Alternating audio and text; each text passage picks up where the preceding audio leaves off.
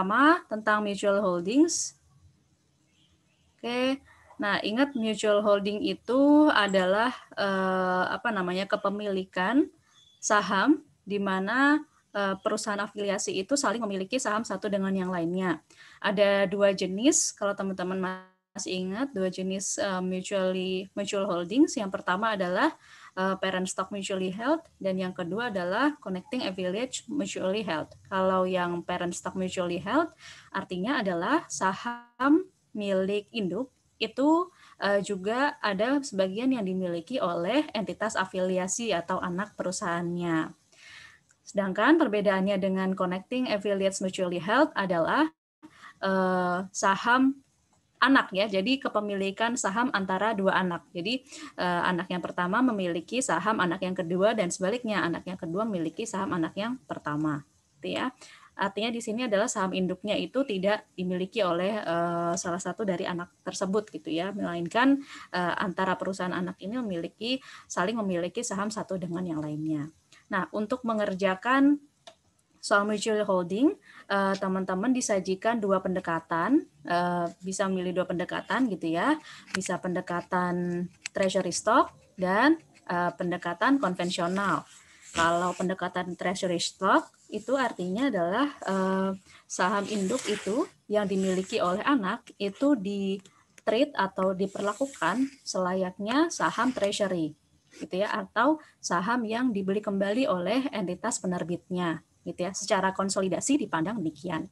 Nah, akibat dari penerapan metode atau pendekatan treasury stock tersebut adalah, jangan lupa, yang paling menonjol itu ketika teman-teman membuat laporan keuangan konsolidasian gitu ya, di kertas kerja konsolidasinya, jangan lupa untuk mencantumkan akun treasury stock di situ ya, sebagai pengurang ekuitas konsolidasian nantinya. Gitu ya. Nah, gimana caranya memunculkan akun treasury stock gitu? Nah, waktu teman-teman membuat jurnal eliminasi, nah jangan lupa untuk membuat satu jurnal tambahan, yaitu untuk mereklasifikasi saham induk menjadi saham treasury stock. Nah, nominalnya itu adalah sesuai dengan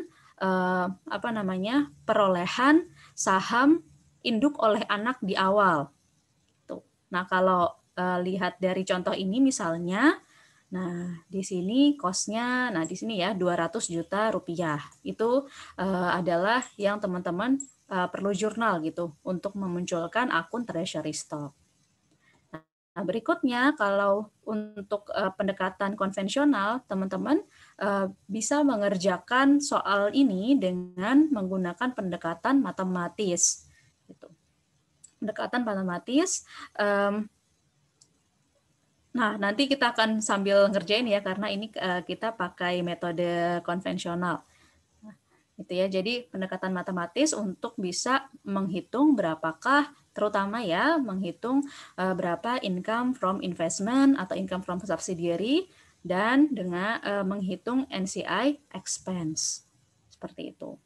Ya. Kalau yang tadi metode treasury, kita pakai pendekatan alokasi gitu, untuk menghitung income from investment dan NCI expense. Nah, kalau yang konvensional kita pakai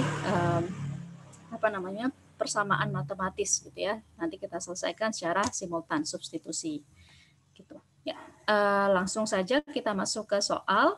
Nah, di sini saya bacakan pada tanggal 2 Januari 2017, PT Patriot membeli 80% kepemilikan PT Sejati dengan mengeluarkan kas sebesar 360 juta rupiah. Jadi consideration transfernya berupa kas sebesar 360 juta. Pada saat itu, share capital dan RE dari PT Sejati masing-masing memiliki saldo 300 juta rupiah dan 100 juta rupiah. Selisih cost dengan book value akan dialokasikan ke paten yang akan diamortisasi selama 10 tahun. Pada tahun 2017, PT Patriot menjual tanah kepada PT Sejati. Nah, jadi ini ada transaksi downstream fixed asset transaction, gitu ya, dari parent ke subsidiary dengan harga sebesar 100 juta, di mana biaya perolehan tanah tersebut sebesar 80 juta. Nah, kalau teman-teman amati di sini, dengan asumsi si PT Sejati ini tidak menjual tanahnya kepada pihak lain di luar entitas konsolidasian, atau pihak ketiga gitu ya, maka di sini kita masih ada unrealized gain ya atau unrealized profit sebesar 100 juta minus 80 juta atau 20 juta rupiah dari downstream transaction ini. Oke. Kemudian masih di tahun yang sama, selama tahun 2017, PT Sejati, anak perusahaan, melaporkan net income sebesar 80 juta dan membagikan dividen sebesar 40 juta rupiah. Kemudian lanjut pada tahun berikutnya, yaitu tanggal 2 Januari 2018, anak perusahaan memperoleh 20% kepemilikan pada induknya dengan kos sebesar 200 juta rupiah. Nah, pada saat akuisisi ini, perolehan ini, share capital dan RE dari induknya masing-masing memiliki saldo sebesar 400 juta dan 600 juta. Nah, di sini dibilang bahwa PT Sejati mencatat investasi ini dengan menggunakan metode biaya. Oke, kemudian selama tahun 2018 PT Sejati menjual persediaan ke PT Patriot. Nah, di sini berarti ada upstream inventory transaction dari induk ke anak. Penjualan inventory dari induk ke anak senilai 96 juta rupiah dengan margin. Nah, ini penting ya, informasi tentang margin ini penting untuk nanti teman-teman menentukan berapa unrealized profit dari intercompany transaction ini. Nah, marginnya ini ditentukan 20% dari HPP-nya, di mana HPP-nya ini masih belum diketahui. Nanti kita akan cari melalui informasi margin ini. Ya. Nah, pada akhir tahun 2018, P itu hanya mampu menjual 70% inventory dari S. Nah, sehingga sisa inventory yang belum terjual, yaitu sebesar 30%, itu masih mengandung unrealized profit dari transaksi ini. Nah, itu yang nanti akan kita gunakan gitu ya dalam mengerjakan soal. Kemudian diberikan informasi juga tentang laba terpisah berikut dividen untuk tahun 2018 milik dua perusahaan ini, ya, induk dan anak. Oke. Kemudian berdasarkan keterangan tersebut dan dengan asumsi PT Patriot menggunakan metode ekuitas untuk pencatatan investasinya serta menggunakan pendekatan konvensional untuk mutual holdingnya, maka kita diminta untuk menentukan income from investment tahun 2017 dan tahun 2018, lalu NCI expense dan consolidated net income untuk tahun 2018, yaitu tahun dibentuknya atau tahun terbentuknya hubungan mutual holdings. Oke. Kemudian yang berikutnya yang C, saldo investment in subsidiary yang akan dilaporkan pada tahun 2018. Kemudian membuat jurnal umum milik induk selama tahun 2018 berikut dengan eliminasinya untuk membuat kertas kerja konsolidasi tahun 2018.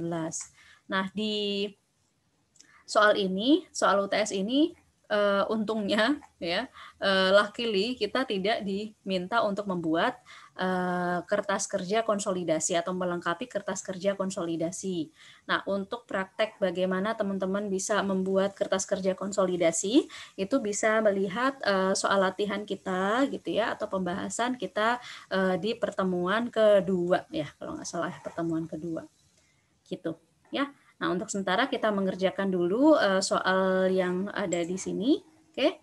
Kita lihat jawaban dari kuncinya. Nah, oke. Nah, di sini kita yang pertama kali kita lakukan adalah karena kita diminta untuk membuat atau menghitung income from investment, maka kita pertama-tama harus bisa tahu berapa sih biaya amortisasinya atau beban amortisasi ya. Itu salah satu komponen yang mempengaruhi income from investment. Nah, cara untuk menghitung amortisasinya seperti AKL1 ya. Dimulai dari berapa kas yang diserahkan dalam akuisisi oleh parent 360 juta, kemudian kita bagi dengan persentase kepemilikan parent sehingga diketahui total nilai dari S subsidiary itu adalah 450 juta. Lalu kita bandingkan dengan book value dari ekuitas subsidiary pada tanggal tersebut. Ya, ada dua, kalau nggak salah tadi, ya 2, 300 dan 100 juta, sehingga totalnya 400 juta, sehingga excess value-nya atau diferensialnya sebesar 50 juta. Nah, ini kita alokasikan ke yang memiliki masa manfaat 10 tahun. Sehingga biaya amortisasi per tahun atau beban amortisasi per tahun dari paten tersebut sebesar 5 juta. 50 juta dibagi 10 tahun. Ya. Kemudian di sini ada diidentifikasi downstream gain online, tadi seperti yang sudah kita bahas. Lalu karena di soal itu tidak diketahui berapakah return earnings gitu ya akhir tahun 2017 gitu. Nah, maka kita juga bisa sekalian gitu ya menjual atau menghitung si RE akhir ini yang nantinya akan kita gunakan dalam membuat jurnal eliminasi investasi dan ekuitas awal anak di tahun 2018. Ya, sekalian mumpung kita ngerjain tahun 2017, nah kita mulai dari RE itu rumusnya kan RE beginning ditambah net income dan dikurang dividen gitu ya. Nah, RE beginningnya ada di soal ya 2 Januari 2017 100 juta RE anak ya. Kemudian ditambah dengan net income anak. Nah, di sini kebetulan diketahui 80 juta. Oke. Lalu dan dikurangkan dengan dividen 40 juta, sehingga RE akhirnya 140 juta rupiah. Kemudian beranjak ke tahun 2018, di mana atau tahun berikutnya, di mana di sini terjadi akuisisi atau pembelian saham induk oleh anak senilai 200 juta rupiah. Nah, di sini 200 juta. Kemudian kita pengen tahu apakah ada diferensial gitu ya dari transaksi ini. Kita bandingkan dengan apa namanya ekuitas P di saat itu terdiri dari share capital dan RE dengan total 1 miliar. Kemudian ini bukan BC ya, harusnya BV ya.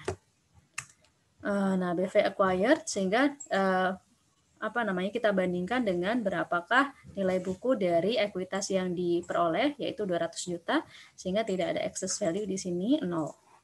Oke, kemudian selama tahun 2018 S menjual upstream itu tadi ya dengan nilai 96 juta kemudian dengan margin 20% dari HPP. Nah, sehingga untuk mencari HPP kita bisa membagi nilai sales dengan 1,2 atau 120%. Ya, sehingga diperoleh HPP 80 juta dan margin dalam rupiah adalah 20% dari HPP-nya atau 16 juta. Nah, sehingga dengan demikian kita bisa menghitung unrealized profit dari persentase atau jumlah inventory yang belum terjual ke pihak luar, yaitu sebesar 30%. Sehingga kita kalikan saja 30% dari marginnya mendapatkan unrealized profit sebesar 4.800.000. Ya. Nah, kita masuk ke jawaban soal. Nah, di sini untuk menghitung net income atau income from investment tahun 2017 ini apa namanya caranya konvensional ya, caranya apa namanya seperti biasanya yang teman-teman sudah kerjakan dari AKL 1 gitu ya.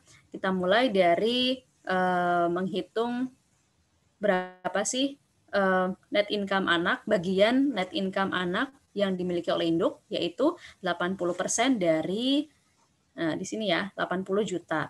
Kemudian kita kurangkan dengan bagian dari amortisasi paten. Amortisasi paten, nah di sini 5 juta, kita kalikan dengan 80%, 4 juta.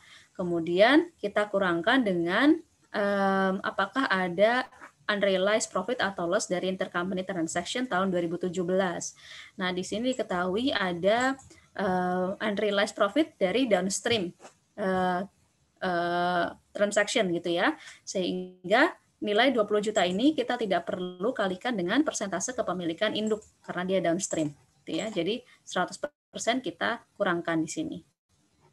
Ya, sehingga income from S tahun 2017 itu kita bisa cari di sini nilainya adalah 40 juta rupiah. Seperti itu. Ya. Dan NCI expense-nya pun juga caranya demikian. Tetapi di NCI expense kita tentunya tidak menginclude atau tidak mengikut sertakan si downstream transaction ini. gitu ya. Sehingga rumusnya hanyalah persentase NCI dikali NI anak dikurangkan dengan amortisasi paten saja. Di sini kita dapatkan nilai NCI expense adalah 15 juta rupiah. Nah, ini adalah untuk tahun 2017. Sedangkan untuk tahun 2018 di sini karena tahun 2018 itu sudah terbentuk hubungan mutual holdings, maka ada sedikit ada modifikasi gitu ya dari penghitungan net income from investment dari anak gitu ya. Nah, di sini kita buat dua persamaan karena entitas afiliasinya terdiri dari dua perusahaan saja. Tidak menutup kemungkinan lebih dari dua ya. Persamaan itu jumlah persamaan atau banyaknya persamaan mengikuti berapa jumlah entitas afiliasi. Gitu ya. Kalau anaknya 2 misalnya, nah berarti teman-teman buat 3 persamaan dan seterusnya. Nah, di sini karena anaknya 1 berarti kita cuman buat 2 persamaan. Nah, persamaan untuk parent di sini total P ya, itu sama dengan rumus awalnya ya, total P itu sama dengan laba terpisah induk kemudian ditambah dengan persentase kepemilikan saham anak oleh induk dan dikalikan dengan total S gitu. Begitu juga dengan S. Total S sama dengan laba terpisah S ditambah dengan persentase kepemilikan saham induk oleh anak dikalikan dengan total P yang tadi seperti yang di persamaan pertama.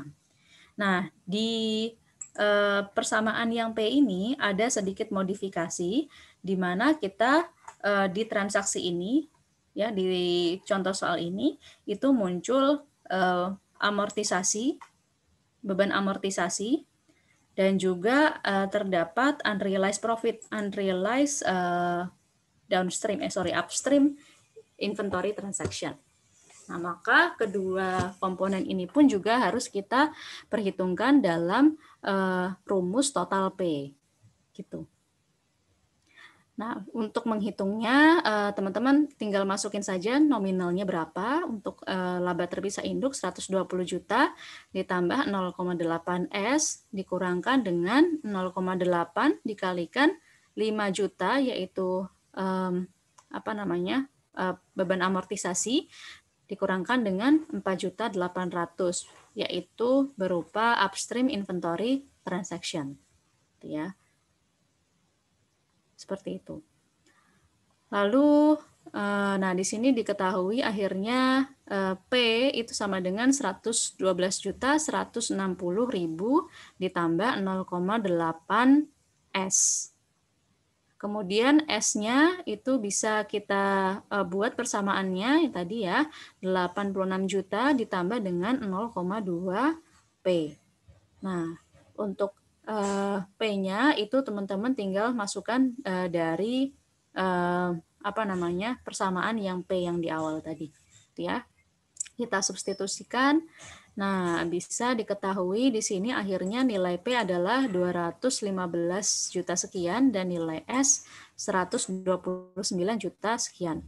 Nah, kalau sudah ketemu P dan S, ini bukan berarti jawabannya sudah ketemu ya. Nah, ingat lagi bahwa P ini merupakan total laba yang diakui oleh P. Artinya terdiri dari laba terpisah dan bagian laba dari anak kepada induknya. Nah, sehingga kalau kita ingin menghitung income from S, nah maka kita harus mengalihkan dulu ya berapa persentase saham P yang outstanding atau yang tidak dimiliki oleh entitas afiliasi.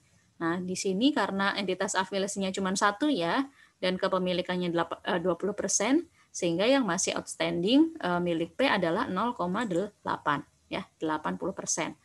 Nah, kita kalikan dengan total P-nya 215 sekian ini, kemudian kita kurangkan lagi dengan laba terpisah dari si induk. Sehingga kita peroleh di sini income from S nilainya adalah 52 juta sekian.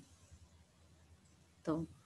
Lalu berikutnya untuk menghitung NCI expense. Nah, NCI expense ini caranya adalah kita kalikan dulu persentase kepemilikan NCI di anak.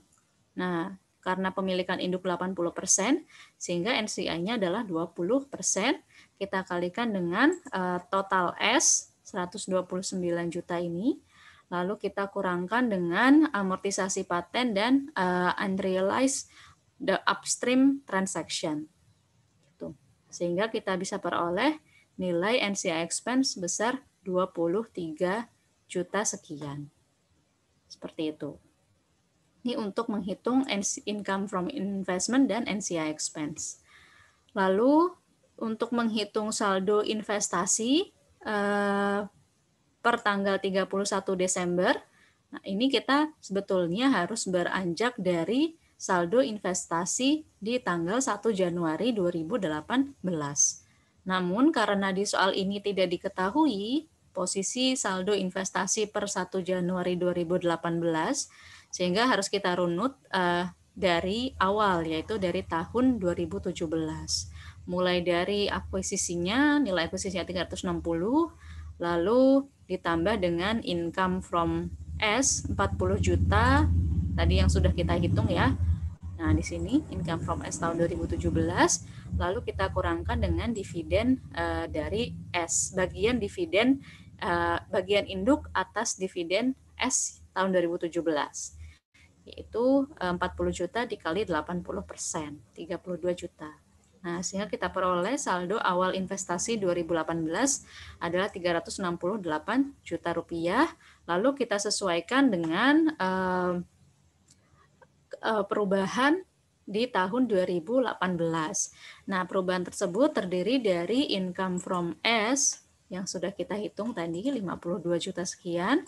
Kemudian kita kurangkan dengan dividen dari S, bagian induk atas dividen dari anak, yaitu 0,8 dikali 36 juta rupiah di sini. Nah, kemudian ini dua baris ini, baris 71 dan 72 ini merupakan treatment khusus ketika teman-teman mengaplikasikan pendekatan konvensional dalam menghitung investment in subsidiary. Nah, di pendekatan konvensional itu, induk harus membalik atau harus mengurangkan dividen atau harus menambahkan kembali dividen yang dia bayarkan kepada entitas anak. Jadi seolah-olah si dividen ini merupakan hasil dari downstream transaction gitu. Artinya kita harus menambahkan kembali gitu ke nilai investment atau nilai income from investment gitu. Nah, kita tambahkan di sini ke nilai investment, bukan ke income from investment ya, tapi nilai investasinya. Oke, nah kita tambahkan di sini dividen yang dibayarkan oleh P kepada S.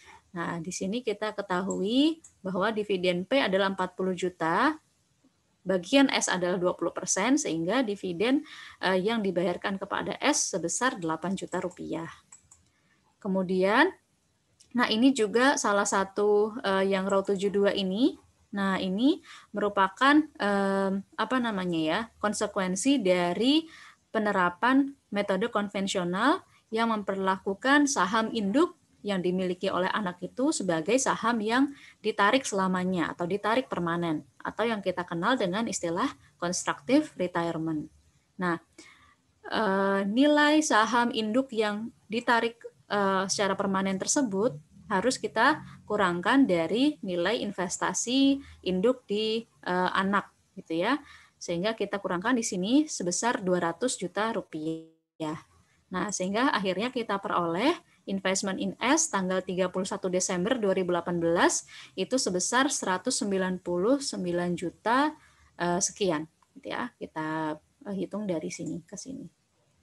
Nah, kalau teman-teman melihat lagi dari contoh soal yang kita kerjakan untuk pertemuan 2 ya, itu soal dari workbook khususnya nomor 6 dan nomor 7 itu mohon maaf saya ada kelupaan tidak menghitung atau tidak menambahkan kembali constructive retirement gitu. Ada yang kekurangan nambahin kembali dividennya, ada yang kurang ngurangin si constructive retirement. Nah, teman-teman bisa memodifikasi memodifikasi sendiri, dikoreksi lagi. Jangan lupa untuk penghitungan investment in S gitu ya pada tanggal terjadinya mutual holdings, itu caranya seperti yang di sini.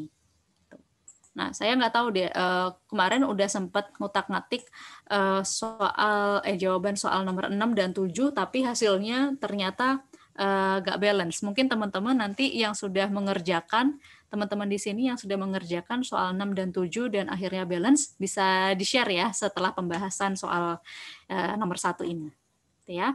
Intinya adalah dalam menghitung saldo investment in subsidiary ketika terdapat hubungan mutual holdings gitu ya. Jangan lupa untuk melakukan prosedur penambahan dividen induk yang dibayarkan ke anak dan juga mengurangkan nilai saham induk yang diperoleh oleh anak gitu. Oke, kita lanjut ke berikutnya yaitu jurnal. Oke, jurnal umum ya, jurnal umum yang ada di buku P. Nah, di sini kita buat ini ya. Jadi, yang pertama adalah jurnal constructive retirement. Nah, jurnal constructive retirement ini ya, yang di sini nih, yang menyebabkan nilai investment in S-nya berkurang nih di sini. Nah, itu disebabkan oleh jurnal yang ini gitu ya. Nah, jurnal ini intinya adalah kita ingin mengurangkan nilai investasi di S dan menambahkan common stock dan RE atau komponen penyusun ekuitas si induk gitu akibat penarikan permanen sahamnya gitu ya. Nah, caranya itu adalah dengan mendebit seluruh komponen ekuitas atau seluruh komponen penyusun ekuitas perusahaan induk. Nah, karena di soal ini kebetulan cuma ada 2, yaitu share capital dan RE, maka cuma 2 yang kita tampilkan di sebelah debit di sini. Tetapi misalnya kalau ternyata ada additional paid in capital gitu ya, nah teman-teman tambahkan juga tuh apiknya di sini gitu ya. Jadi mengikuti berapa banyak komponen penyusun ekuitas milik si induk itu di debit semua. Oke, kemudian berikutnya untuk yang sisi kreditnya adalah investment in S. Nah, nilai di sisi kredit ini ya itu mengikuti berapakah sesuai dengan biaya perolehan awal saham induk oleh anak, yaitu 200 juta rupiah. Kemudian berapa bagian yang kita alokasikan ke common stock dan RE di sebelah debit itu mengikuti persentase kepemilikan kepemilikan anak di perusahaan induk. Nah, lalu kita kalikan dengan nilai buku dari masing-masing akun ekuitas. Misalnya untuk common stock, di sini nilai common stock-nya adalah 400 juta rupiah. Lalu kepemilikan oleh anak itu 20%. Sehingga nilai common stock yang kita debit adalah 20% dikali 400 juta rupiah. Itu ya, 80 juta. Begitu juga dengan si RE. RE nilainya 600 juta, kepemilikan anak 20%, sehingga kita kalikan nilainya adalah 120 juta. Itu pasti sama ya, antara debit dan kredit nanti pasti balance dengan cara seperti ini. Oke. Lanjut kita ke berikutnya, yaitu untuk mencatat bagian dari income from investment dari si anak. Nah, untuk income from investment-nya sudah kita hitung tadi di awal sini ya. Income from S 52 juta sekian, sehingga jurnalnya adalah investment pada income from investment atau income from subsidiary sekian. Oke. Nah, jurnal yang ketiga ini terkait dengan penerimaan dividen dari anak oleh induk gitu ya. Nah, nilai dividennya, nah di sini ya, 80% dari 36 juta, sehingga jurnalnya adalah cash pada investment in S 28.800.000. Ingat di sini induk pakai metode ekuitas ya, jadi transaksinya atau jurnalnya seperti ini. Oke, lanjut yang terakhir adalah untuk membalik dividen gitu ya, atau mengurangkan menambahkan kembali dividen ke investment gitu ya. Nah, di sini nih. Ya, kenapa kita prosedur gitu ya. Bagaimana caranya menambahkan dividen yang di sini? Nah, itu melalui jurnal yang ini. Oke. Jadi investment in S pada dividen sebesar 8 juta rupiah. Nah, kenapa sih Bu kok pakai atau kok bikin jurnal ini gitu ya? Nah, ini tujuannya adalah supaya nanti pada laporan keuangan konsolidasi gitu ya, itu mencerminkan dividen, akun dividen di situ itu mencerminkan berapa dividen yang dibayarkan oleh induk kepada entitas non afiliasi atau ke selain anak yang memiliki saham di induk tersebut ya, sehingga di sini dividennya kita kurangkan saldonya ya. Lanjut yang terakhir adalah jurnal eliminasi ya. Untuk eliminasi yang pertama adalah eliminasi saldo awal ekuitas anak dan investasi awal induk di anak gitu ya. Untuk awal ekuitas awal anak, nah di sini teman-teman bisa merujuk dari sebagian bisa melihat dari soal dan ada ya tadi yang sudah kita hitung, gitu ya. Nah untuk yang di soal itu biasanya yang relatif stabil itu adalah akun common stock atau share capital ya, sebesar 300 juta di sini. Lalu RE-nya jangan lupa ini RE anak awal tahun 2018 itu sudah kita hitung tadi sebelumnya. Di sini 140 juta. Di sini ya. Nah, kita masukkan ke sini. Lalu paten. Nah, paten yang di sini adalah paten yang belum diamortisasi sampai awal tahun 2018. Ingat, di sini paten itu muncul akibat akuisisi yang dari induk ke anak ya, tahun 2017. Sehingga sudah jalan 1 tahun, gitu ya. Nominal paten, nominal utuh paten itu adalah yang kita hitung di awal tadi, 50 juta, kita kurangkan dengan beban amortisasi selama tahun 2017 5 juta. Sehingga bagian porsi paten yang belum diamortisasi sampai awal tahun 2018 adalah 45 juta rupiah. Ya. Kemudian di sisi kredit di sini ada investment in subsidiary dan NCI beginning. Nah, untuk investment in S ini sebetulnya adalah nilai investasi di awal tahun 2018. Nah, sebetulnya kita sudah menghitung tadi di awal sini ya, nilainya adalah 368 juta rupiah. Nah, tetapi karena di di tahun 2017 itu ada transaksi intercompany transaction yang masih mengandung unrealized gain atau unrealized profit, sehingga jurnal untuk mencerminkan unrealized profit tersebut kita pisahkan, yaitu yang di jurnal yang di sini nih, di row 97 dan 98. Itu kalau teman-teman sedang membuka versi original dari kunci jawaban UTS ini jurnalnya yang ada di paling bawah nih, investment in S pada line itu ada yang di paling bawah. Nah ini saya pindahkan ke atas supaya nyambung gitu ya pembahasannya, gitu ya. Nah jadi untuk kembali lagi untuk nilai investment in S yang ada di sini di jurnal yang pertama ini, nah kita exclude penghitungan unrealized profit dari land tadi ya. Unrealized profitnya adalah 20 juta. Nah, sehingga di sini investment in S tahun 2017 sesuai hitungan ada 368. Nah, kita exclude yang 20 juta sehingga kita tampilkan di sini adalah 388 juta rupiah. Kemudian untuk NCI beginning karena tidak diketahui informasinya gitu ya. Kita tahu nggak ya? NCI expense sih, tahu sih. Nah, atau kita bisa dengan mengurangkan ya sebagai balancingnya saldo debit minus investment in S di sini 388 sehingga kita peroleh NCI beginning 97 juta.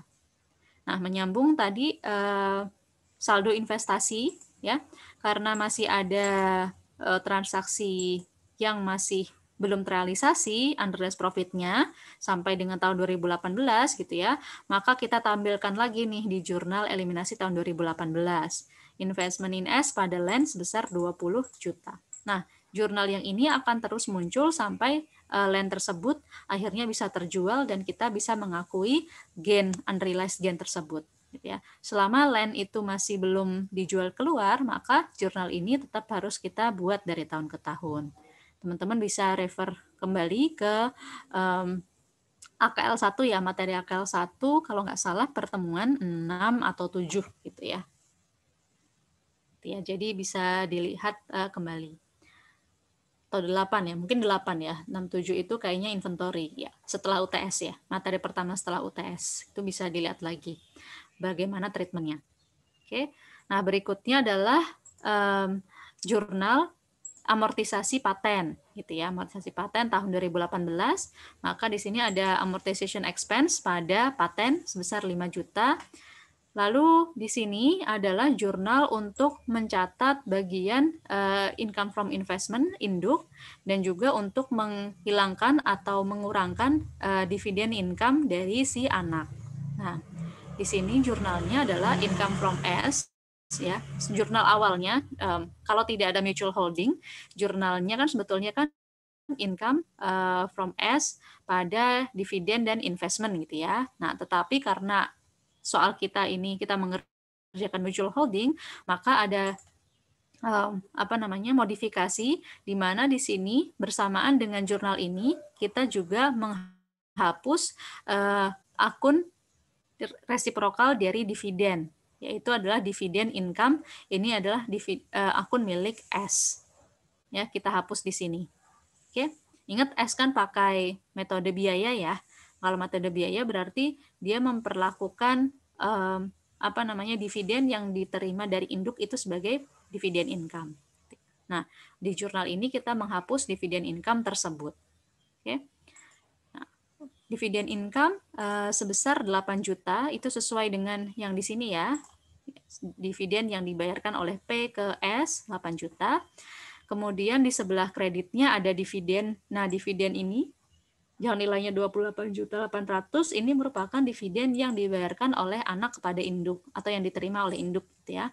28.800 dan investment in S 31 juta sekian itu teman-teman bisa lihat dari sini. Perbedaan atau delta dari si ini ya. Sorry, dari sini. Kok jadi error? Dari sini ya. Saldo debit minus dividen 28.800 atau berupa kenaikan dari investmentnya. Ini sudah sempat dihitung. Nah, di sini ya. Jadi kalau kita lihat kalian ada ininya nggak ya? Nah, di sini ya. Jadi kalau 31 juta ini, nilai 31.542 ini, teman-teman juga bisa menghasilkannya atau menghitungnya dari saldo akhir investment in S, kemudian ditambah dengan constructive retirement, kemudian kita selisihkan dengan saldo awal investasi tahun 2018. Itu hasilnya juga akan sama. Tapi kalau mau gampang, tinggal saldo debit minus dividen, gitu ya. Sama aja. Oke, lanjut berikutnya adalah ini dulu ya, yang di sini dulu. Nah, yang di sini adalah memunculkan NCI expense gitu ya, dan menghapus dividen yang diberikan kepada NCI. Nah, untuk NCI expense-nya teman-teman sudah mencarinya tadi, kita sudah mencarinya sekian 23.857. Kemudian pada dividen yang dibayarkan oleh S kepada NCI-nya sebesar 36 juta dikali 20%. Lalu pada NCI ending gitu ya. NCI endingnya tinggal balance-nya aja, balancing account-nya.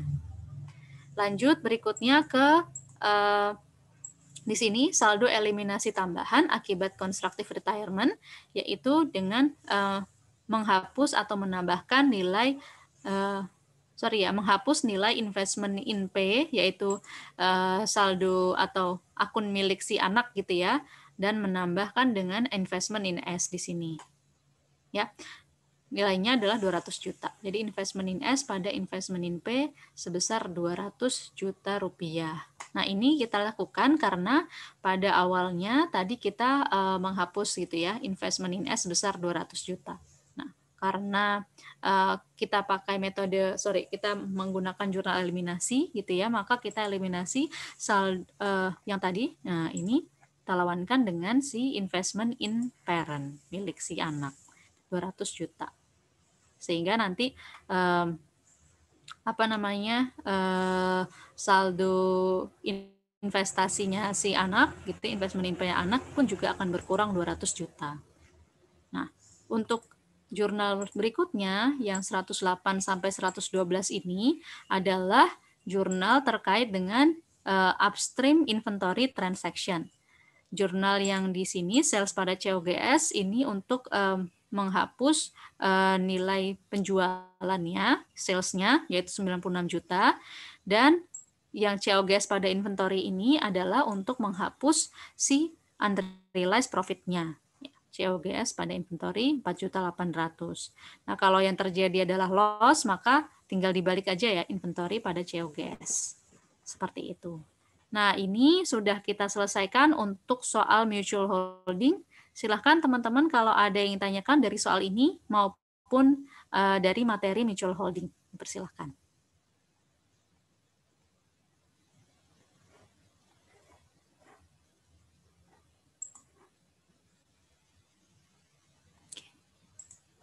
Halo teman-teman.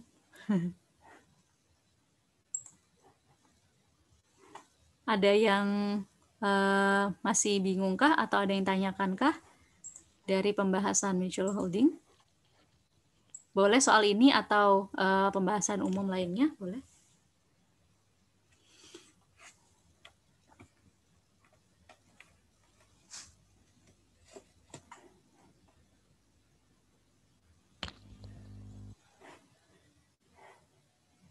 Teman-teman punya kunci jawaban BIMS nggak ya?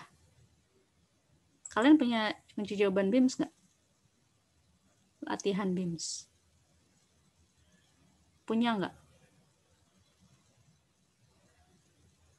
Nggak punya ya? Geleng-geleng Diva. Nggak punya ya Diva? Ya sih enggak, Bu. Nggak punya ya? Oke. Nanti coba saya pilihkan juga soal-soal di BIMS buat kalian latihan, karena kan kita belum belajar yang itu ya, kayaknya kita masih belum sempat membahas connecting affiliates mutually held itu ya. Coba nanti saya cari di BIMS, nanti kalau ada saya share jawabannya ke kalian ya. Ibu, ini kan parent stock mutually held ya. Ya, silahkan, siapa ini? Alvira. Silakan Vira. Iya Bu. Itu Bu jurnal yang investment in S pada LEN. Kenapa nggak gen online pada LEN? Gitu. Oke, kenapa nggak gen online pada LEN? Yang lainnya sama karena sih. Karena ini transaksinya terjadi di tahun 2017 ya, Alvira. Oleh karena itu, gennya itu sudah dicatat di tahun 2017. Di tahun 2018 ini, yang kita buat jurnal eliminasi ini kan tahun 2018 ya, sehingga kita tidak boleh memunculkan gen, tetapi yang kita munculkan adalah investment, gitu. Kalau Vira ngerjakan di tahun eliminasi tahun 2017, nah itu baru gen pada LEN. Tetapi yang kita kerjakan di sini adalah tahun setelah terjadinya transaksi downstream transaction tersebut gitu. Sehingga di sebelah debit kita tidak boleh mencatat gain tetapi investment gitu Vira. Makasih Bu. Ya, sama-sama. Oke, ada lagi silahkan.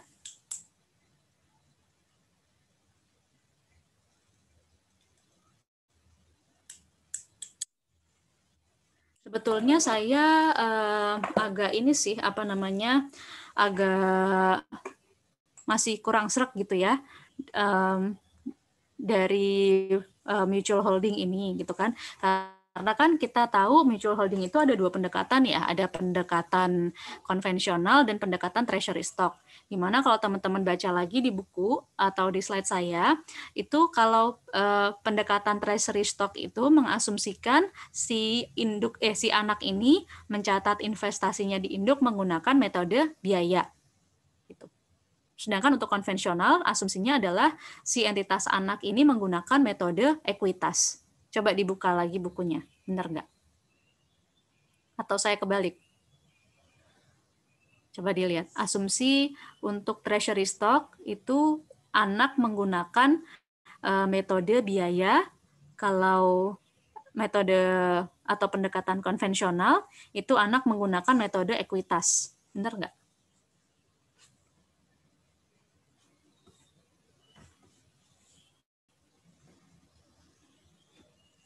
Iya, Bu. Nah, itu kalau di soal ini kan berarti karena si anak ini menggunakan metode biaya, seharusnya itu kan menggunakan metode treasury stock ya. Nah, tetapi di perintahnya, di sini dia menggunakan pendekatan konvensional untuk mutual holdingnya. Nanti akan saya tanyakan ke dosen koordinator, apakah nanti di ujian teman-teman akan diberikan informasi pendekatan mana yang akan dikerjakan atau kalian bisa memilih gitu. Nanti coba saya tanyakan ya. Kalau misalnya nggak dikasih keterangan gitu ya, gunakan pendekatan konvensional atau treasury stock. Nah, nanti teman-teman bisa merujuk pada metode yang digunakan oleh anak untuk mencatat investasinya di induk. Kalau cost berarti sebaiknya pakai treasury, kalau pakai ekuitas berarti teman-teman bisa konvensional gitu. Nanti saya coba tanyakan ke dosen koordinator ya terkait dengan pendekatan yang digunakan untuk mengerjakan soal mutual holding. Kalau keluar mutual holding, kan kita ada dua ya, ada mutual holding sama indirect ownership ya. Nah, coba nanti saya tanyakan tapi ya. Oke, mungkin ada lagi kira-kira dari soal mutual holding yang perlu teman-teman perhatikan atau poin-poin yang menjadi krusial itu yang mana? Silahkan. Teman-teman pasti saya yakin udah banyak ngerjain soal ya, udah banyak latihan soal. Nah, dari pengalaman latihan soalnya, kira-kira mana nih yang harus hati-hati di bagian mana gitu. Mungkin ada yang mau sharing, silahkan. Bu, mau tanya, Bu. Mau minta dijelasin lagi sih, Bu. Kan yang kalau kita mau metode konvensional, Bu, ada rumus persamaannya. Bisa dijelasin nggak, Bu? Yang mana yang ditambah, yang dikurang gitu, Bu, di metode di persamaannya gitu. Oh iya, yang ini ya. Seperti yang di sini ya. Oke. Nah, coba kita buka workbook. Ya.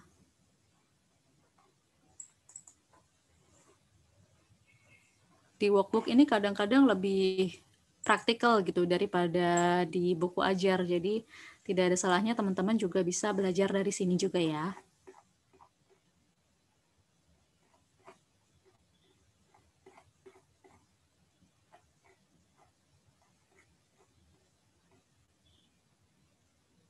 Oke. Ini selain treasury.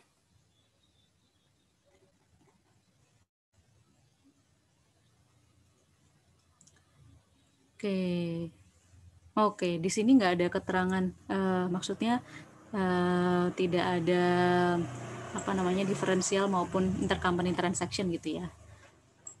Ya, kita balik lagi deh ke soal kalau gitu. Nah, kalau untuk yang di sini, mana saja yang harus diperhatikan atau yang mana yang ditambah atau dikurangkan atau item-item mana yang digunakan untuk memodifikasi rumus total P dan total S gitu ya. Nah, untuk total P di sini seperti yang di soal kita ketahui yang membuat atau yang memodifikasi komponen yang menjadikan si total P ini berubah itu adalah amortisasi excess value gitu ya. Kalau ada. Oke. Kalau misalnya eksesnya itu tidak dialokasikan ke goodwill gitu ya, maka dia akan menjadi pengurang si P ini, total P. Tapi tentunya teman-teman harus sesuaikan dengan berapa persentase kepemilikan saham S oleh P. Di sini 80% ya. Jadi kita kalikan dengan 80%. Kemudian teman-teman bisa juga dengan mengurangkan unrealized profit, bagian unrealized profit dari upstream inventory transaction, upstream transaction, gitu ya. Kalau profit. Nah, kalau loss berarti dia ditambahkan. Ya, kalau upstream karena dia upstream gitu ya, jangan lupa untuk juga mengalihkan dengan persentase kepemilikan saham anak oleh induk 80%. Kalau dia downstream, maka tidak perlu dikalikan dengan 80%, artinya 100%. Kalau unrealized profit, maka dia akan menjadi pengurang. Kalau unrealized loss, maka dia akan menjadi penambah. Seperti itu. Nah, untuk yang S, total S ini tidak ada modifikasi ya, karena nanti si S ini kita hitungnya waktu membuat atau menghitung NCI expense. Nah, di sini kita kurangkan dengan bagian amortisasi paten dan bagian NCI atas unrealized profit, atau ditambahkan dengan bagian NCI atas unrealized loss dari transaksi yang upstream. Kalau misalnya tidak ada transaksi upstream, maka tidak perlu ya dimodifikasi dengan unrealized profit atau loss untuk si NCI-nya. Ya, kalau yang downstream itu semuanya masuk ke P, kalau upstream itu dibagi 2 antara P dan S. Seperti itu. Begitu Vika. Mungkin teman-teman yang lainnya ada yang ditambahkan, silahkan.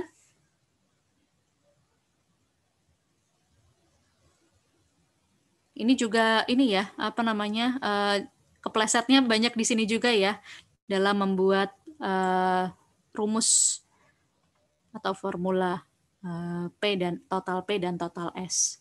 Nah, hati-hati juga ya. Intinya di sini harus kita sesuaikan atau kita kurangkan dengan bagian amortisasi excess dan dikurangkan atau ditambahkan dengan unrealized profit atau loss. Kalau unrealized profit mengurangkan, unrealized loss menambahkan. Gitu. Ya. Bisa dipahami, Vika? Bisa, Bu. Terima kasih, Bu. Ya, sama-sama, Vika. Mungkin teman-teman ada yang mau ditambahkan, silahkan. Ini kita saling berbagi ya, mungkin teman-teman sudah mengerjakan soal-soal yang lebih advance yang saya belum sempat kerjakan dan teman-teman lain yang belum mengerjakan, mungkin bisa juga pengalamannya atau pengetahuannya dibagi di forum ini. Mungkin ada lagi yang ingin dibahas di bagian mutual holding? Silahkan. Nggak apa-apa ya, kita sharing ya.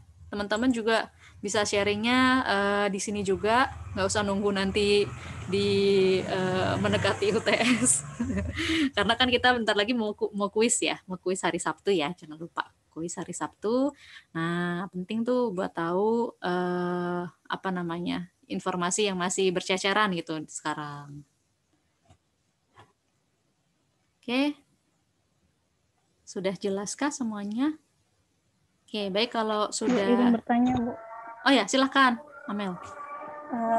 Kalau bedanya, kalau pakai konvensional itu jurnal buat metode cost sama metode equity itu bedanya di mana ya, Bu? Buat apanya tadi? Jurnal umumnya ya berarti ya, di jurnal di induknya ya, Amel ya? Iya, Bu.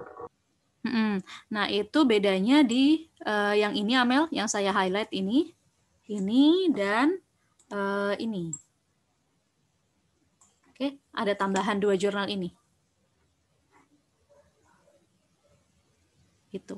Yang jurnal yang pertama ini adalah untuk constructive retirement, artinya kita mengurangkan saldo investment in S dan juga porsi ekuitas induk yang dimiliki oleh anak sesuai kepemilikan anak. Ini kalau yang di sini adalah untuk menghapus dividen yang kita bayarkan kepada anak. Bedanya itu aja. Selebihnya metode ekuitas biasa. Ya, di sini mencatat bagian income, terus mencatat bagian dividen gitu.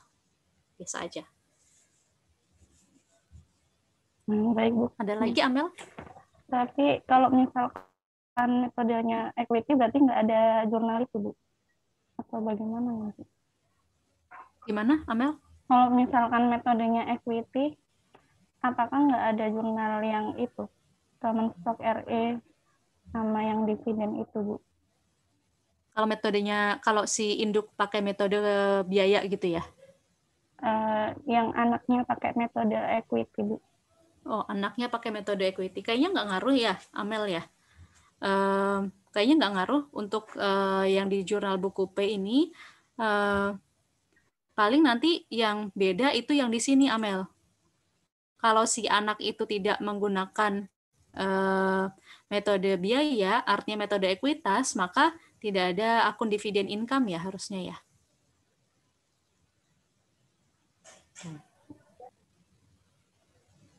Baik, Bu. Terima kasih, Bu. Iya, sama-sama. Tetapi nanti di sini kita yang kita hapus adalah kalau nggak ada income, oh berarti ini nanti income from pay. Jadi kalau si anak menggunakan metode ini, metode ekuitas, nah berarti yang ini income from pay. Gitu. Tapi karena si anaknya ini pakai dividen income, dan tujuan kita di sini adalah untuk menghapus bagian dividen income yang diterima oleh anak, maka kita gunakan akun dividen income. Coba kita ulang lagi ya, coba kita ingat-ingat lagi, kalau kita pakai metode biaya, ketika kita menerima dividen, menerima pembayaran dividen, maka jurnal kita adalah cash pada dividen income. Betul nggak? Tetapi kalau kita pakai metode ekuitas kan cash pada investment gitu ya. Nah, berarti nanti seperti ini. Jadi yang kita hapus di sini adalah si dividen income-nya. Gitu. Ya. Oke, mungkin silahkan ada lagi teman-teman. Oke, kalau tidak ada, kita lanjut ke pembahasan bab berikutnya ya, yaitu untuk yang soal genapnya teman-teman bisa kerjakan sendiri ya. Boleh melihat juga dari kunci jawaban yang ada. Oke. Selanjutnya kita membahas foreign currency transaction. Nah, ini saya juga pilih nomor ganjil aja biar cepat, biar gampang ingat-ingatnya. Nah, di sini saya bacakan, PT Andalas adalah sebuah perusahaan Indonesia yang bergerak di bidang ekspor-impor furniture. PT Andalas mengekspor beberapa furnitur buatan lokal ke luar negeri. Selain itu, PT Andalas juga mengimpor beberapa furnitur untuk kemudian dipasarkan di dalam negeri. Berikut adalah beberapa transaksi PT Andalas yang terkait dengan foreign currency transaction. Nah, untuk materi foreign currency transaction ini, poin pentingnya adalah teman-teman bisa mengidentifikasi suatu transaksi itu apakah merupakan transaksi foreign currency atau transaksi lokal atau non foreign currency transaction. Nah, syarat dari terjadinya foreign currency transaction adalah jika mata uang fungsional si perusahaan itu tidak sama dengan mata uang yang digunakan untuk bertransaksi. Gitu ya. Atau jika mata uang fungsional si perusahaan itu tidak sama dengan denominasi transaksi yang dia lakukan. Gitu. Nah, oleh karena itu teman-teman bisa penting untuk mengidentifikasi dulu fungsional currency atau mata uang fungsional dari si perusahaan kita itu apa. Tuh. Jadi dilihat di soal gitu ya, mata uang fungsionalnya itu apa? Apakah sama dengan mata uang lokal? Nah, atau tidak mengikuti mata uang lokal. Nah, itu harus kita cari tahu. Itu pertama, ya. Kemudian berikutnya kita bisa identifikasi apakah si transaksi tersebut merupakan transaksi mata uang asing atau bukan. Nah, kalau yang di soal ini itu keterangannya ada di bagian keterangan tambahan di halaman 4. Di sini PT Andalas, IKEA Furniture dan De Jong Furniture menggunakan metode periodik. Oke. Selain itu, mata uang fungsional dan mata uang peloporan dari masing-masing perusahaan tersebut mengikuti mata uang lokal yang berlaku pada negara tersebut. Ya, jadi kalau Andalas nanti kita baca dia adalah perusahaan Indonesia, maka mata uang fungsionalnya adalah rupiah. Jika si Andalas itu bertransaksi dengan counterpartnya menggunakan mata uang selain rupiah, maka transaksi tersebut adalah transaksi mata uang asing. Begitu juga untuk dua perusahaan lainnya juga demikian, ya. Oke, kita lanjut ke soal. Di sini pada tanggal 20 November 2019, perusahaan atau PT Andalas membeli barang secara kredit dari IKEA Furniture, sebuah perusahaan furnitur di Jerman. Nilai transaksi adalah sebesar 250.000 US dollar. Penyelesaian disepakati dalam USD dan dilakukan 2 kali, yaitu senilai 150.000 pada tanggal 20 Desember dan sisanya adalah pada tanggal 20 Januari, yaitu sebesar 100.000 US dollar. Kemudian tanggal 14 menjual barang dagang secara kredit kepada De Jong, sebuah retail furniture dari Belanda senilai 200.000 euro. Pembayaran akan jatuh tempo 1 Maret 2020 dan penyelesaian disepakati dalam euro. Nah, di sini kalau teman-teman perhatikan, maka ada 3 tanggal yang penting gitu ya. Tanggal yang pertama adalah tanggal terjadinya transaksi foreign currency tersebut. Tanggal yang kedua adalah akhir periode, yaitu tanggal 31 Desember 2019, gitu ya. Dan tanggal yang ketiga adalah tanggal diselesaikannya transaksi tersebut, yaitu kalau yang IKEA tanggal 20 Januari 2020, kalau yang De Jong tanggal 1 Maret 2020. Nah, 3 tanggal itu penting untuk teman-teman bisa mengupdate sesuai monetary account akun-akun moneter itu disesuaikan dengan kurs spot yang berlaku pada tanggal-tanggal tersebut. Gitu ya. Oke, baik, kita di sini kita diberikan data kurs IDR terhadap USD dan euro.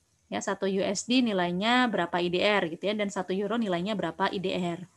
Kemudian juga diberikan informasi terkait nilai tukar euro terhadap USD. 1 euro berapa USD gitu ya, ada di tabel yang di sini. Nah, ini keterangan tambahan juga sudah kita bahas tadi. Lalu kita diminta untuk membuat jurnal yang dibuat oleh ketiga perusahaan tersebut pada 3 tanggal. Ya, tanggal transaksi pembelian, kemudian penyesuaian pada tanggal 31 Desember, dan pada saat penyelesaian transaksi pembayaran. Oke, kita kerjakan satu-satu dulu atau kita lihat jawabannya itu sesuai dengan perusahaannya ya, nama perusahaannya. Yang pertama PT Andalas, mata uang fungsional rupiah, mata uang untuk transaksi adalah USD dan euro. Untuk tanggal 20 November ini transaksi dengan IKEA ya. IKEA Furniture menggunakan US dollar, maka ketika dia menyepakati pembelian, jurnalnya adalah purchase pada AP, nilainya adalah $250.000 dikali dengan kurs spot pada tanggal 20 November, yaitu 14.200. Sini 14.200. Oke.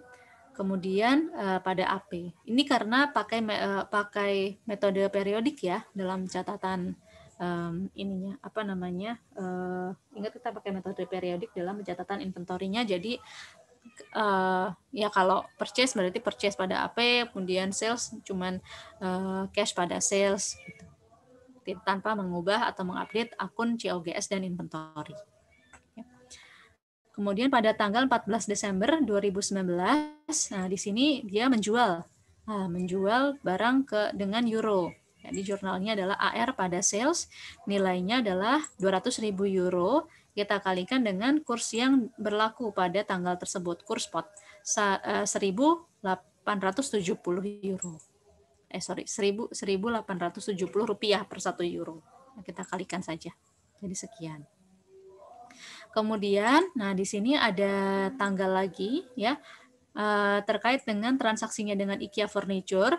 Penyelesaiannya dilakukan 2 kali, yaitu pada tanggal 20 Desember, di mana perusahaan membayar sebesar 150.000 US dollar. Nah, karena ada pembayaran pada tanggal 20 Desember, itu maka kita juga harus mencatat keuntungan atau kerugian yang muncul dari transaksi tersebut. Untuk jurnal ini, ya, jurnal tanggal 20 Desember, ini teman-teman boleh dipisah menjadi 2 jurnal atau dijadikan 1 jurnal. Kalau saya sih lebih baik dipisah jadi 2 jurnal, jadi bisa ketahuan pengakuan keuntungan atau kerugian akibat perubahan kurs, lalu jurnal untuk penyelesaian dari transaksi. Tapi kalau misalnya teman-teman buru-buru mau jadiin 1 jurnal juga nggak apa-apa, ya. Oke, nah jurnalnya di sini ada, kita hitung dulu ya, gain atau loss dulu. Nah, yang kita bayarkan di tanggal 20 Desember itu hanyalah 150.000 saja, bukan semuanya ya. Jadi yang terekspos atau yang kita hitung keuntungan atau kerugian dari selisih mata uang selisih kurs itu hanyalah yang sebesar yang kita yang kita bayarkan, itu 150.000 US dollar.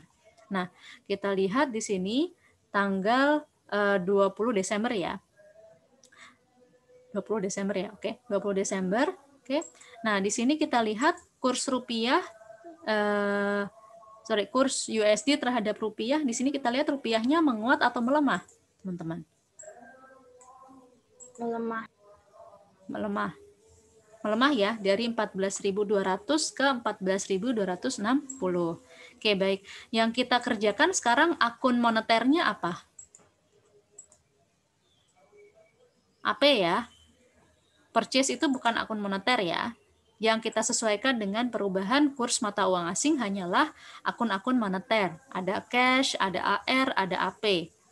Nah, yang kita sesuaikan adalah yang AP ini. Nah, AP adalah liabilitas. Kalau rupiah itu melemah, maka liabilitas yang kita harus bayarkan semakin besar, sehingga AP-nya pun akan bertambah. Itu nilainya akan bertambah. Ya. Nah, itu sehingga kita akan muncul exchange loss gitu ya. Rugi mata uang asing. Jadi exchange loss nilainya adalah 14.260 dikurangkan dengan 14.200 dikali 150.000. Silahkan dihitung berapa? 60 dikali 150.000. Sama ya nilainya 9 juta, betul ya?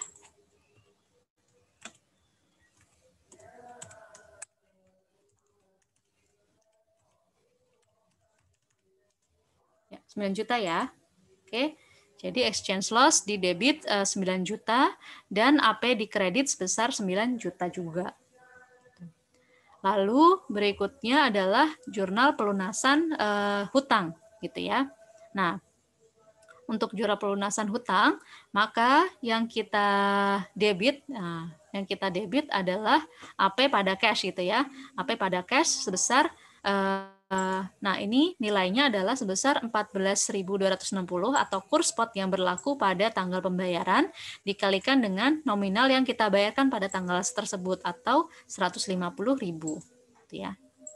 Di sini ya, 150.000 dikali 14.260. Jadi AP pada cash sebesar 2.139.000. Ini saya tuliskan jurnal alternatif gitu ya. Tadi di sini loss, exchange loss, pada AP itu nilainya 9 juta.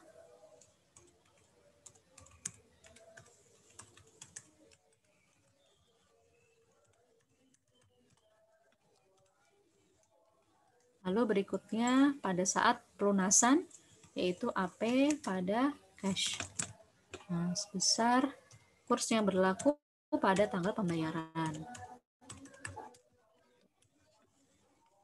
Ya, ini jurnal alternatif. Kalau teman-teman mau memecahnya menjadi 2 ayat jurnal. Ya. Oke, lanjut. Berikutnya adalah jurnal pada tanggal 31 Desember, di mana kalau tanggal 31 Desember atau setiap setiap tanggal pelaporan, maka perusahaan wajib untuk bisa mengukur kembali nilai monetary items-nya atau monetary accounts-nya sesuai dengan kurs yang berlaku pada tanggal akhir periode tersebut atau pada periode pelaporan tersebut, yaitu pada tanggal 31 Desember. Nah, di tanggal 31 Desember, perusahaan ini, PT Andalas ini memiliki 2 akun atau 2 monetary account yang masih aktif, yaitu terkait dengan AP, terkait dengan transaksinya dengan IKEA, yang masih aktif adalah 100.000 dolar ya, yaitu sisa yang belum dibayarkan. Dan yang kedua adalah AR, atas transaksinya dengan De Jong Furniture sebesar 200.000 euro. Nah, kedua akun itu yang harus kita sesuaikan dengan perubahan mata uang asing per tanggal 31 Desember 2019. Kalau kita lihat untuk yang AP itu transaksi menggunakan US dollar.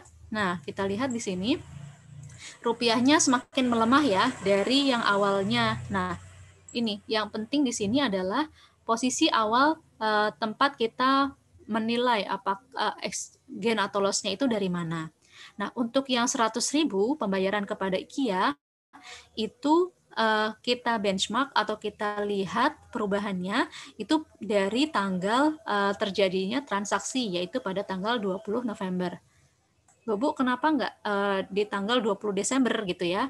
Nah, karena tanggal 20 Desember tersebut ya pada saat ini, yang di sini nih, nah itu karena dia hanya membayarkan sebagian saja, yaitu 150.000. Sehingga yang terekspos dengan perubahan kurs pada tanggal tersebut adalah yang 150.000. Sedangkan porsi lainnya atau porsi sisanya yang 100.000 itu tidak terekspos dengan perubahan mata uang asing di tanggal 20 Desember. Sehingga yang kita gunakan untuk menghitung exchange gain atau loss adalah membandingkan tanggal 31 Desember dengan tanggal terjadinya transaksi, yaitu tanggal 20 November. Nah, ini jebakan kecil ya buat teman-teman, jangan sampai keserimpet di sini. Ya, jadi dilihat lagi kapankah tanggal terakhir monetary account tersebut dinilai. Gitu. Ini ternyata terakhirnya itu ya pada tanggal terjadinya transaksi tersebut ya, tanggal 20 November. Itu. Nah, karena rupiahnya semakin melemah di sini, maka kita mencatat adanya exchange loss ya. Exchange loss pada AP senilai 10 juta rupiah. Ya. Ini lihat dari sini sih. Nah, ini kan dari 14.300 kita bandingkan dengan 14.200.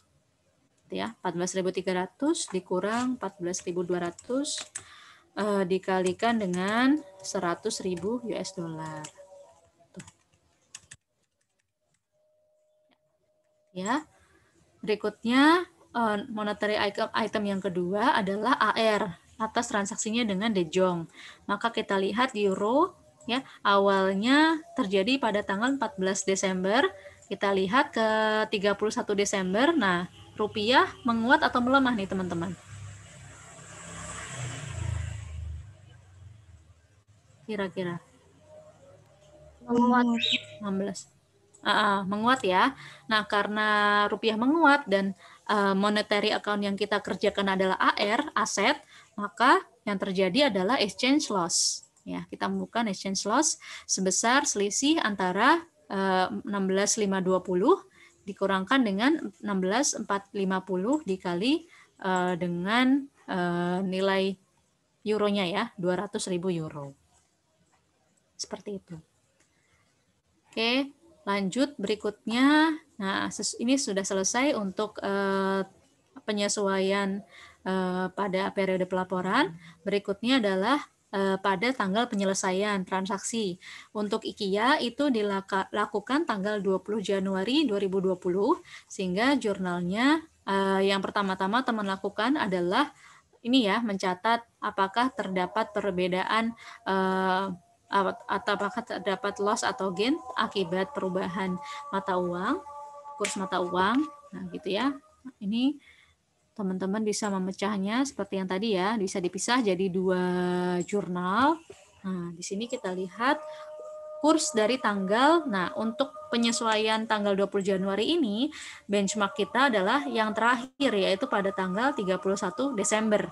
Ya, penilaian terakhir kita kan di tanggal 31 Desember ya.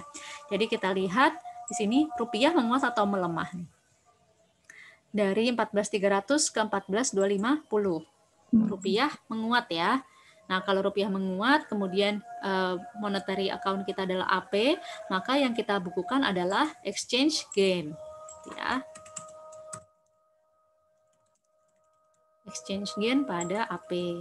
Nah, nilainya itu silahkan diselisihkan saja. 14.300 kurang 14.250 dikalikan dengan 100.000 yang masih outstanding, yang akan dibayarkan. Ya. Nah, kemudian berikutnya adalah pembayaran dari AP tersebut. Maka AP pada cash, nah di sini kita ukur menggunakan kurs spot yang berlaku pada tanggal 20 Januari. Ya, yaitu 14.200 kita kalikan dengan 100.000. Nah, gitu. Ya, cashnya juga sekian. Seperti itu. Ini jurnal tanggal 20 Januari penyelesaian dengan IKEA Furniture. Berikutnya adalah jurnal pada tanggal 1 Maret, yaitu penyelesaian transaksi dengan De Jong. Di sini kita lihat 1 Maret ya. Terakhir kali kita update itu adalah tanggal 31 Desember. Jadi kita lihat pergerakan kursnya dari 31 Maret ke 31 Desember ke 1 Maret. Nah, ini menguat atau melemah, teman-teman?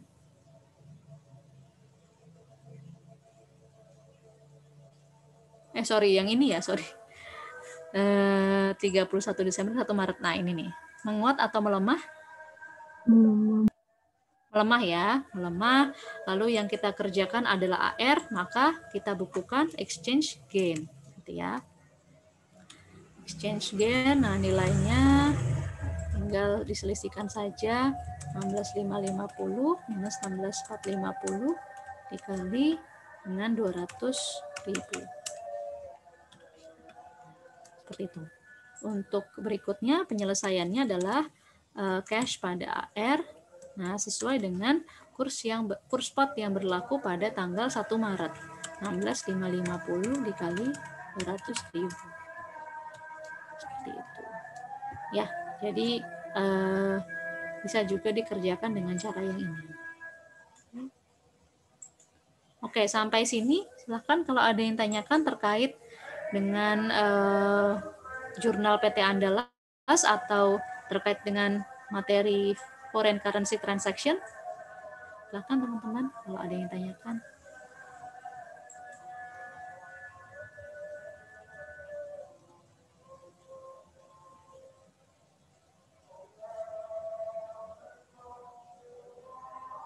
Udah ini semua nggak? Maksudnya dari semua materi yang diujikan, apakah teman-teman semuanya agree nggak kalau ini yang paling, maksudnya yang paling mudah gitu, yang paling bisa dipahami, yang paling mudah dipahami? Atau ada lagi yang paling mudah?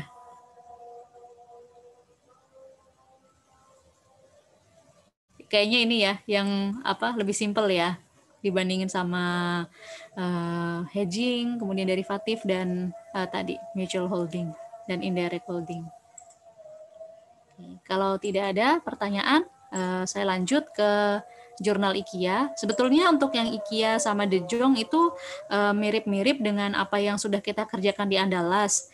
Jadi intinya kalau kita ngerjainnya IKEA, nah di sini transaksi dengan IKEA pun, IKEA menganggap transaksi dengan Andalas pun ini juga merupakan transaksi dalam mata uang asing. Karena di sini IKEA basisnya di mana nih?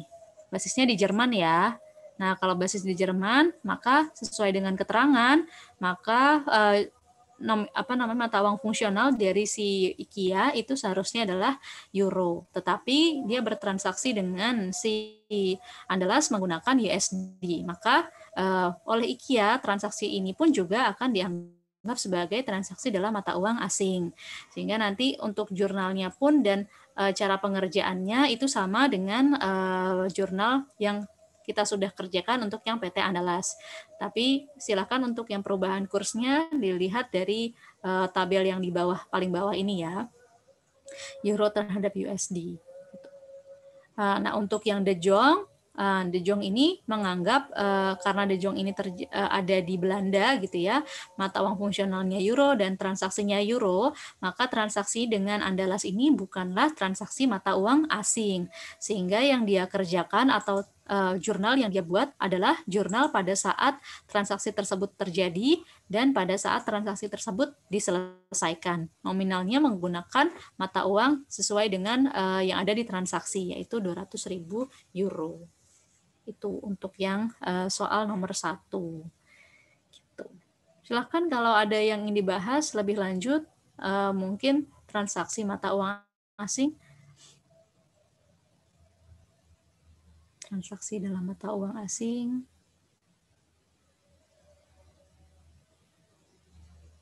Kalau kita refleksi dari yang sudah kita kerjakan, di pertemuan lalu, itu ada transaksi yang menjebak, yaitu jika transaksinya misalnya denominasinya itu dinyatakan atau harganya dinyatakan dalam mata uang atau lokal misalnya, tetapi nanti akan diselesaikan dengan mata uang asing.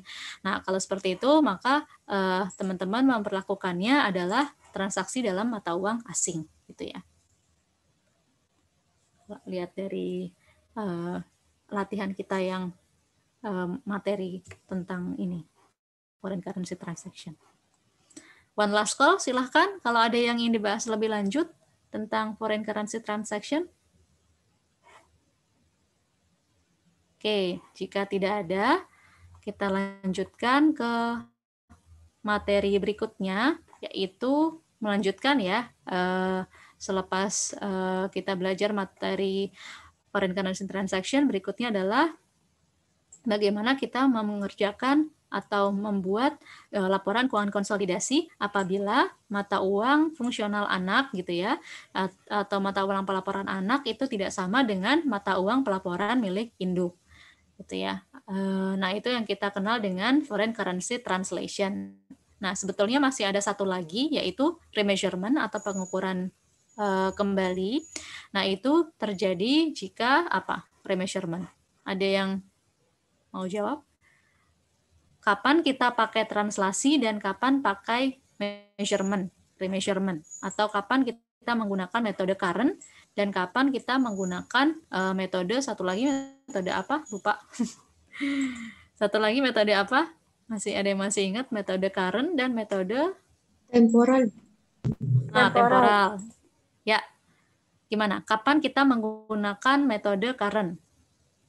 Ini kan sebetulnya kalau di soal ujian ini baik ya, dosen yang bikin ini sudah ada judulnya Foreign Currency Translation. Nah, tetapi nanti kalau misalnya nggak dikasih nih keterangan ini, nah kapan kita bisa tahu kita menggunakan prosedur translasi dan kapan kita menggunakan prosedur remeasurement? Silahkan kalau ada yang ingin jawab. Izin jawab, Bu. Silahkan, siapa ini? Reza, Bu. Siapa?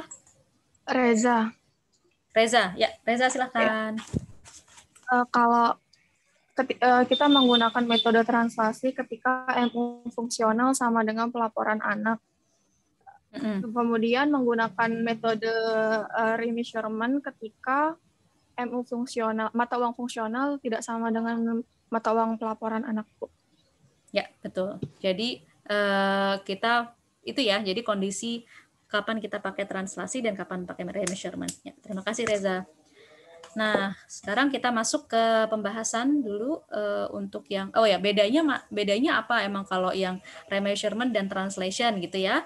Nah, bedanya itu terkait dengan rates-nya atau nilai tukar yang teman-teman gunakan pada saat membuat neraca saldo transaksi atau kertas kerja kertas kerja translasi itu akan berbeda ya kalau pakai metode atau pendekatan translasi dan pakai remeasurement ya. Kertas kerjanya di sini nih beda rates-nya yang teman-teman aplikasikan di sini.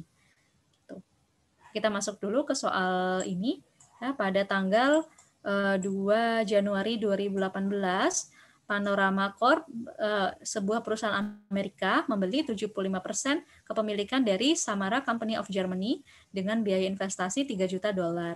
Kurs 1 euro terhadap US dollar adalah 0,5. Kemudian ekuitas Samara saat itu terdiri dari modal saham sebesar 6 juta euro. Ya, ini dinyatakan dalam mata uang pelaporannya si Samara ya. Dan saldo laba 1.200.000 euro. Nah, di sini yang penting nih, informasi ini yang penting ya. Mata uang fungsional Samara itu sama dengan mata uang euro, ya. Itu sama dengan yang di sini nih, mata uang yang digunakan untuk membukukan akun-akunnya. Ya, kalau sama seperti ini, berarti mata uang fungsional anak itu sama dengan mata uang pelaporan anak. Oleh karena itu, teman-teman menggunakan dalam mengerjakan soal ini menggunakan pendekatan translasi, gitu ya. Lalu selisih biaya investasi Panorama dengan nilai buku ekuitas Samara diidentifikasi sebagai paten yang ditaksir memiliki masa manfaat selama 5 tahun. Nah, berikut disajikan neraca saldo Samara pada akhir tahun 2018. Nah, ini jabarin satu-satu gitu ya. In euro pada sesuai dengan mata uang pelaporan dari si Samara tersebut. Kemudian pada tanggal 3 November 2018, di sini Samara meminjam 600.000 euro kepada Panorama ketika kurs 1 euro sama dengan 0,56 dolar. Pinjaman tersebut akan didenominasi dalam US dollar dan jatuh tempo pada tanggal 31 Januari tahun berikutnya. Nah, kalau gitu berarti ini ada transaksi atau pekerjaan tambahan untuk kita, yaitu untuk membuat jurnal atas transaksi mata uang asing gitu ya, karena didenominasikan US dollar, tidak sama dengan mata uang fungsional Samara yaitu euro. Nah, berikutnya disajikan kurs sepanjang tahun 2018. Ada kurs 1 Januari, kurs rata-rata, kurs dividen, dan kurs pada tanggal 31 Desember. Oke. Kurs pada saat transaksi pinjam-minjam pun juga sudah diberikan di awal ya, di sini ya. Jadi informasi kursnya sudah lengkap.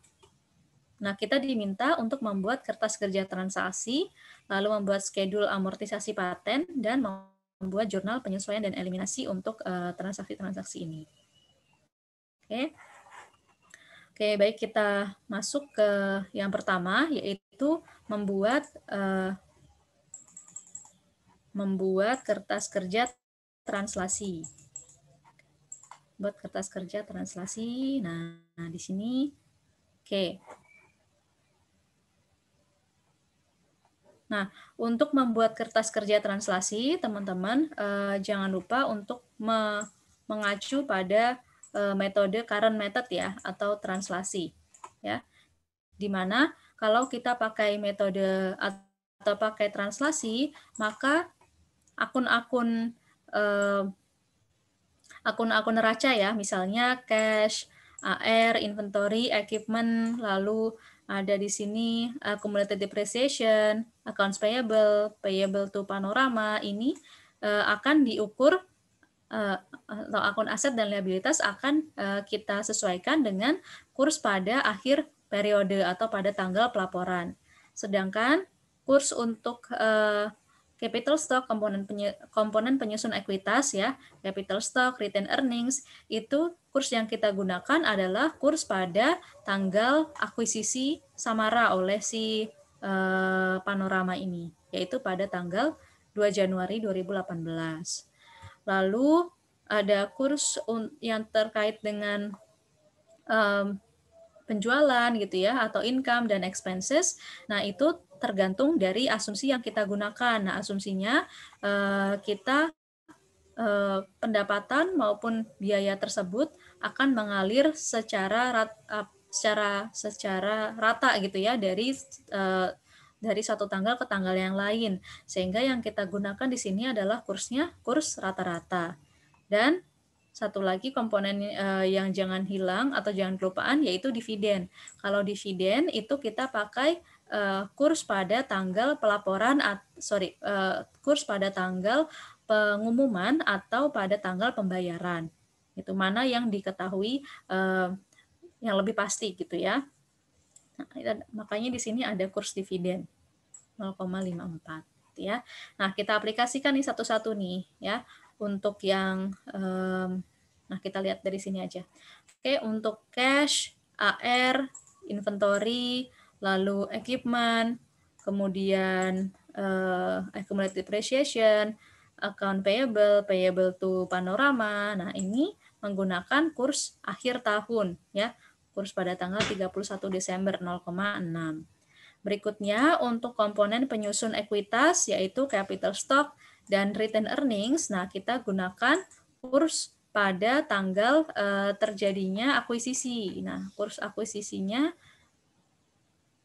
nah di sini ya kursnya adalah 1 euro sama dengan 0,5 dolar ya, sehingga di sini yang kita gunakan 0,5. Lalu akun-akun penyusun laba rugi yaitu akun sales, kemudian gain gitu ya. Lalu cost of sales, depreciation, operating expenses. Nah, ini kita menggunakan kurs pada tanggal rata-rata, ya, kurs rata-rata, karena asumsinya dia akan mengalir ke perusahaan secara rata dari periode ke periode. Dan yang terakhir, dividen yang kita gunakan adalah kurs dividen, yaitu 0,54. Sorry, 0,54. Tadi kurs rata-ratanya 0,55, betul ya? Gitu. Nah, setelah kita membuat kertas kerja transaksi ini, ya, kita kalikan, Nah, Nah, ini juga salah satu yang jangan kepleset ya teman-teman ya. Kan kita sudah tahu nih rates-nya berapa gitu ya. Nah, jangan lupa di sini rates-nya adalah kursnya adalah kurs 1 euro untuk berapa dolar gitu ya. Nah, kalau nanti teman-teman, sehingga yang teman-teman lakukan di sini adalah mengalihkan nominal dalam euro dengan kursnya yang berlaku. Nah, tetapi kalau yang diketahui adalah kurs 1 dolar terhadap berapa euro, nah itu teman-teman bagi gitu. Ya, jadi untuk mentranslate dari euro ke dolar, jika diketahui kursnya adalah kurs 1 dolar jadi berapa euro, nah itu teman-teman lakukan dengan membagi. Jangan dikali ya, tapi dibagi. Nah, itu poin juga yang jangan lupa, jangan sampai kepleset di situ. Nah, kita translasikan semua di sini. Kebetulan kursnya yang diketahui adalah kurs 1 euro ya. Berapa dolar gitu ya. Nah, sehingga di sini kita kalikan saja. Lalu kita bandingkan jumlah debit dan jumlah kreditnya. Nah, jumlah debit dan jumlah kreditnya, nah di sini ternyata ada selisih nih sebelum ditambah dengan ini ya, equity adjustment ya. Nah, di debit nominalnya atau nilainya adalah 13.755.000, sedangkan yang di sisi kredit adalah 12.898.000. Sehingga selisih kredit ini kita masukkan sebagai equity adjustment ya. Kita tulis di sini equity adjustment sebesar 857.000. Nah, ketika kita menggunakan metode translasi, maka equity adjustment ini kita laporkan dalam apa nih? Jadi OCI kah atau jadi jadi laba rugi tahun berjalan? Silahkan, siapa yang mau jawab? OCI. OCI ya. Itu kalau remeasurement masuk ke Other income and expense. Iya, baik. Makasih Reza. Betul ya. Other income or expenses akan masuk sebagai komponen laba rugi tahun berjalan. Oke. Nah, setelah itu ini kertas kerja transaksinya udah selesai. Kemudian berikutnya kita membuat schedule amortisasi paten. Nah, kalau kita sebelum kita menghitung amortisasi paten atau membuat schedule amortisasi paten, kita hitung dulu ya patennya berapa. Nah, seperti biasa kita bandingkan dengan implied value dari si perusahaan anak dibandingkan dengan book value dari ekuitas anak pada tanggal akuisisi itu berapa. Oke. Nah, karena di sini kita pakai anak itu pakai euro gitu ya. Nah, maka kita juga akan menghitung menggunakan euro terlebih dahulu. Jadi kita hitung dalam mata uang fungsional dan pelaporan anak terlebih dahulu sebelum kita nanti translasikan atau kita ubah menjadi US dollar. Oke. Nah, di sini nilai investasinya ya adalah 3 juta. Oke, nilai investasi dari Panorama ke Samara itu 3 juta US dollar. Lalu kita bagi dengan 75% untuk dapat implied value-nya. Ya, ada 4 juta. Kemudian, nah ini kita translasikan atau kita sesuaikan gitu ya ke mata uang pelaporan anak yaitu euro. Jadi 4 juta ini kalau kita ubah ke euro itu kita bagi ya dengan 0,5. Kita bagi dengan 0,5 sebesar 8 juta. Baru kita bandingkan dengan nilai buku dari ekuitas anak, yaitu modal saham 6 juta dan saldo laba 1.200.000 sehingga totalnya 7.200.000. Nah, dari sini kita peroleh excess value ya atau diferensial atau nilai patennya sebesar 800.000 euro. Ini ingat masih dalam euro ya. Masih dalam euro. Oke, 800.000 euro. Nah, berikutnya untuk menghitung atau membuat schedule amortisasi paten, nah kita bergeraknya dari si euro ini ya, si mata uang pelaporan anak ini terlebih dahulu. Kita masukkan di sini saldo awalnya paten itu adalah 800.000. Masa manfaat paten adalah 5 tahun, sehingga amortisasi per tahunnya adalah 160.000. 800.000 dibagi 5. Oke, sehingga pada akhir tahun 2017 ya, atau pada akhir tahun 2018 nilai nilai akhir paten adalah 800.000 dikurangkan dengan 160.000 atau 640.000 euro ya. Nah, sedangkan yang diminta di sini adalah schedule amortisasi paten dalam US dollar, sehingga harus kita konversikan ya, harus kita translasikan dari penghitungan kita dalam euro tersebut ke US dollar. Nah, cara untuk mentranslasinya itu disesuaikan dengan masing-masing posisi dari masing-masing paten tersebut. Kalau saldo awal paten, yaitu 800.000 ini, kurs yang kita gunakan itu adalah kurs pada tanggal akuisisi, yaitu sebesar 0,5 US dollar. Nah, sehingga kita kalikan 800.000 saldo awal tersebut dengan 0,5 dolar. Ini paten awal ya. Itu ya, jadi 400.000. Kemudian amortisasi, nah, sesuai dengan aturan pada translasi, maka amortisasinya itu mengikuti kurs rata-rata ya. Kurs rata-rata kita adalah 0,55. Jadi nilai amortisasi per tahunnya 160.000 euro ini kita kalikan dengan 0,55. Sekian.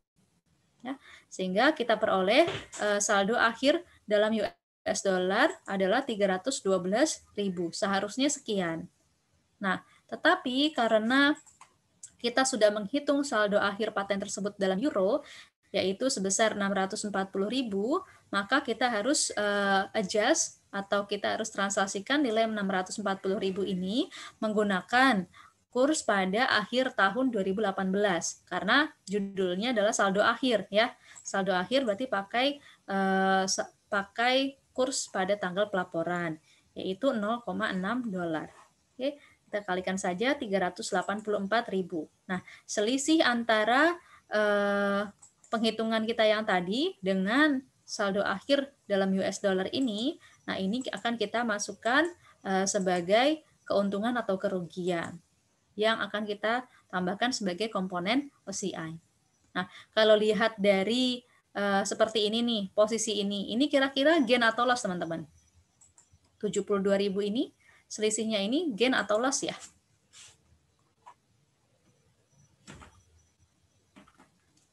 Exchange gain atau exchange loss kira-kira?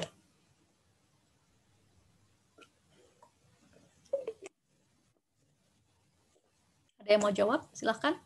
Gain, Bu. Gain, kenapa gain, Dea? Harus awalnya itu 312, tapi ternyata jadi 384. Iya, betul. Terima kasih ya, Dea. Jadi, sesuai dengan penghitungan saldo akhir paten itu seharusnya 312.000. Tetapi karena ada perubahan kurs gitu ya, di mana paten tersebut kan aset ya bagi entitas konsolidasi, paten itu adalah aset. Nah, di sini ternyata kursnya melemah nih, kursnya semakin besar sehingga yang kita bukukan di sini selisihnya adalah merupakan gain, gitu ya. Oke. Lalu ini schedule amortisasi udah selesai nih. Jadi kalau teman-teman membuat schedule amortisasi yang dimaksud adalah yang ini, ya. Nah, untuk formatnya apakah harus sama atau enggak gitu ya. Itu terserah teman-teman, nggak harus sama, tapi yang jelas teman-teman harus membuat perhitungan paten gitu ya menggunakan mata uang pelaporan anak, lalu disesuaikan dengan kurs yang berlaku untuk masing-masing item tersebut dalam US dollar atau mata uang pelaporan si induk gitu ya. poinnya di situ. Dan juga kalau ada perbedaan gitu ya, selisih, maka teman-teman harus identifikasi selisihnya itu berapa dan akan masuk ke gain atau loss.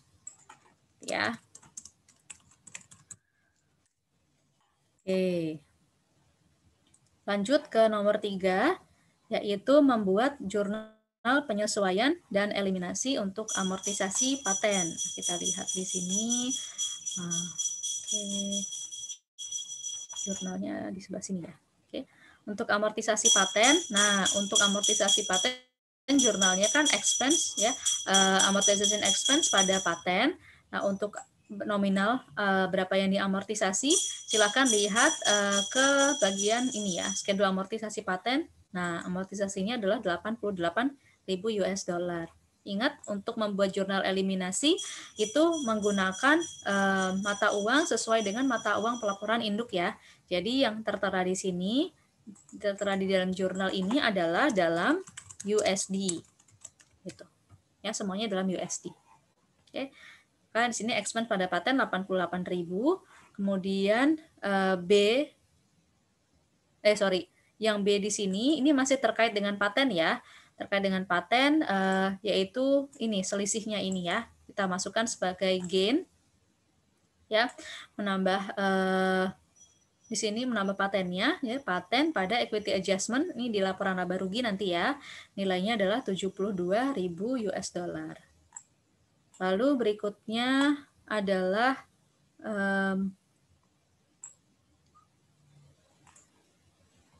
ini nggak sesuai, nggak urut ini ya, nggak urut perintah ya. Coba kita lihat penyesuaian nilai bangunan. Oh, sorry, ini bukan nilai bangunan harusnya ya. Ini bukan bangunan, ini harusnya paten ya. Nilai paten karena penyesuaian kurs. Nah, teman-teman nanti kalau baca soal ini bukan bangunan ya. Ini paten harusnya. Ya kan kalau bangunan kan kita nggak ada transaksi menggunakan bangunan kan ya. Di sini pinjam meminjam kan ARAP ya. Berarti ini seharusnya paten ya. Nilai paten karena penyesuaian kurs itu sesuai yang di B ini, poin B. Lalu yang ketiga adalah akun investasi di Samara. Nah, akun investasi berarti kita ini ya, apa namanya, buat lagi seperti biasa, capital stock, RE, kemudian excess value atau langsung aja paten pada investment in S dan NCI beginning. Ya, untuk capital stock RE itu semuanya diukur dalam USD, sehingga teman-teman bisa lihat dari sini, dari kertas kerja translasinya. Untuk capital stock, nah 3 juta, untuk RE 600.000. Ya, gitu ya, 3 juta dan 600.000. Lalu untuk paten, nah di sini patennya, nah patennya paten awal ya. Oke, patennya adalah awal pada saat dia perolehan berarti 400.000 US dollar, lihat dari situ. Lalu pada equity investment in S, nah ini dilihat biaya investasinya adalah 3 juta, oke, 3 juta dan selisihnya adalah NCI equity. Nah, ada pertanyaan mungkin misalnya, Bu ini gimana kalau apa namanya si akuisisinya itu menggunakan misalnya euro, bukan USD. Kira-kira gimana teman-teman? Mungkin nggak akuisisinya dalam euro? Mungkin aja ya. Nah, itu yang harus kalian lakukan pakai bagaimana? Siapa yang mau jawab? Kalau misalnya nih, apa namanya, membeli ya, Panorama membeli 75% kepemilikan Samara dengan biaya investasi sebesar 6 juta euro gitu. Nah, atau 1.500.000 euro. Tuh. Yang kita lakukan adalah apa? Siapa yang mau jawab? Kalau biaya investasinya dalam euro bukan dalam dolar, itu apa yang harus kita lakukan?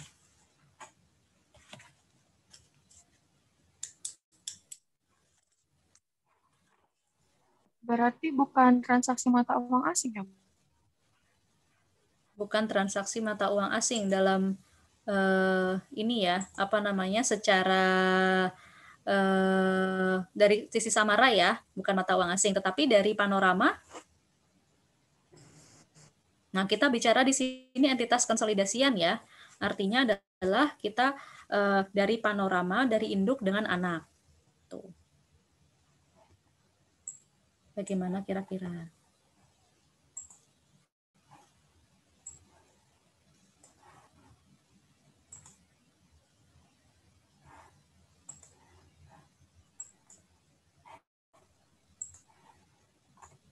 Mau coba jawab, Bu. Silahkan, siapa ini? Eh, Reza. Ya, gimana Reza? kalau seandainya kalau induk belinya dalam euro ya, Bu ya. Iya. Berarti nanti diubah ke mata uang induk bukan, Bu? Caranya gimana tuh? Kalau diketahui biaya investasinya misalnya 1.500.000 euro. Yang Reza lakukan bagaimana?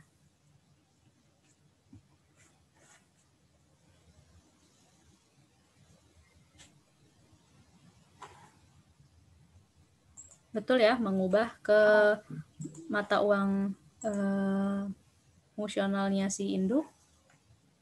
Caranya silahkan, gimana kah? Maaf Bu, saya ininya pakai HP soalnya laptop saya nggak bisa connect internetnya Bu. Oh iya, nggak apa-apa. Disebutkan saja caranya gimana.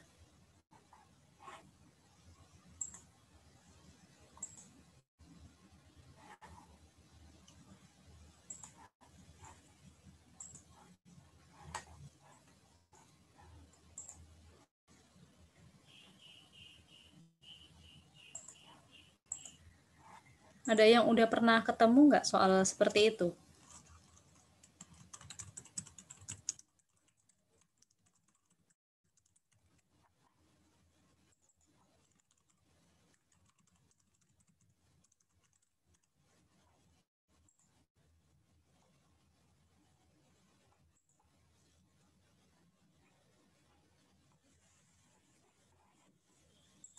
Ada yang pernah ketemu nggak soal seperti itu?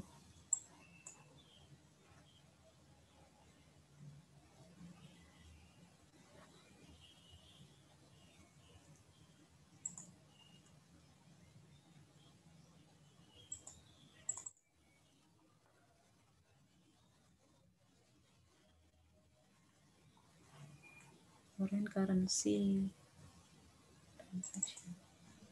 Bu, izin menjawab. Ya, silakan. Siapa ini? Ranvika. Kalau Ya, dia dibeli, kita mata uangnya US dollar induk, terus dibelinya pakai euro. Berarti nanti untuk hitung excess value-nya kita ubah dulu ke mata uang induk, jadi pakai US dollar. Terus kursnya tadi kalau nggak salah baca 1 euro itu kan 0,5 USD. Berarti nanti kalau dia dibalik, kalau nggak salah dia 1 USD jadi 2 euro kalau nggak salah Bu. Terus nanti yang diubahnya lagi itu ke menghitung excess value-nya. Tapi untuk seterusnya nanti ngikutin pakai yang pakai bentar. Nanti diikutin ke yang mata uang induknya. Induknya itu, ya yang US dollar. Ya, betul ya. Betul seperti penjelasan Ronvika ya.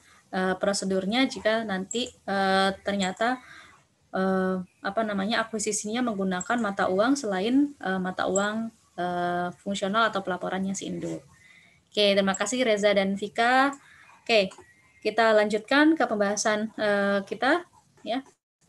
Lanjut lagi, balik lagi ke soalnya. Oke, lanjut kita ke yang D ya. Yang D di sini adalah membuat penyesuaian untuk pendapatan dividen. Nah, income from S pada dividen dan investment in S. Nah, untuk dividennya, nominal dividen, silakan teman-teman bisa lihat dari sini. Ada 270.000 ya. Tetapi 270.000 ini adalah dividen, seluruh dividen yang dibayarkan oleh anak. Sedangkan kepemilikan induk adalah 75%-nya. Nah, itu silakan dikalikan dengan 75% terlebih dahulu ya. Jadi 202.500. Kemudian untuk income from S kita lihatnya dari mana kira-kira income from S? Ayo. Dari sini ya. Dari sini ya. Jadi kita hitung dulu berapa net income si anak. Nah, net income anak ini teman-teman hitungnya manual ya, karena tidak diketahui secara langsung di soal. Jadi bisa dengan mengurangkan sales dan exchange gain ini. Jadi sales ditambah exchange gain, kemudian dikurangkan dengan expenses-nya. Ya, expenses-nya. Semuanya dalam US dollar ya. US dollar. Oke, lalu kita sesuaikan dengan amortisasi paten dan exchange gain. Nah, exchange gain atas si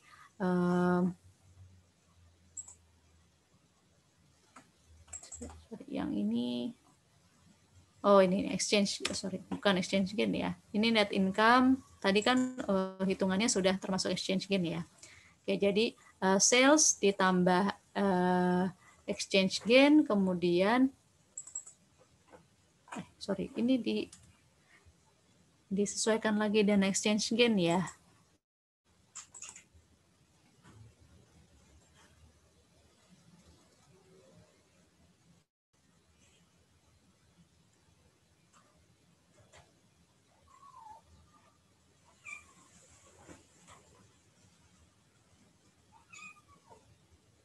Ini kita sesuaikan lagi dengan exchange gain-nya ya. Ini kenapa teman-teman kira-kira disesuaikan lagi dengan exchange gain? Coba saya cek lagi ya jawabannya.